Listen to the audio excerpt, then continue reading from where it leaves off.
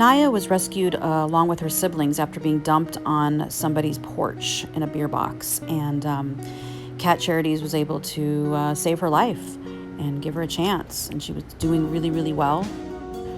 Not soon after we began fostering her, we noticed that something wasn't right. She not only wasn't growing anymore, but she was starting to lose weight. The other cats, they wanted nothing to do with her. She was desperately wanted to be close to them, and they just, it seemed like they knew something was wrong, and they just ignored her. She began having trouble walking. She was getting very wobbly, and she had trouble with her vision. It continued to get worse until eventually she couldn't walk at all anymore.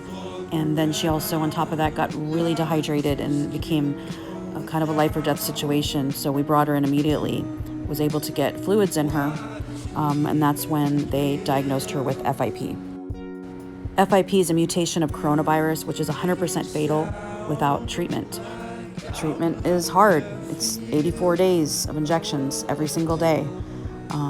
But we knew that we were going to do everything we could for her, and so we decided to fight. The first couple of days were rough. She looked terrible. I really didn't think she was going to make it. Right around day 3, we started fostering Cleo, and Cleo and her immediately bonded. This was the friend that she had been waiting for. The next day, she was walking. She looked like a mongoose, and she was so uncoordinated, but she was walking. It was a miracle. She went from awkwardly walking to awkwardly jumping and playing, and it was like the life was back in her again. Every day, she was hitting new milestones. It was such a joy to watch. Every day she was gaining weight. Every day she was growing.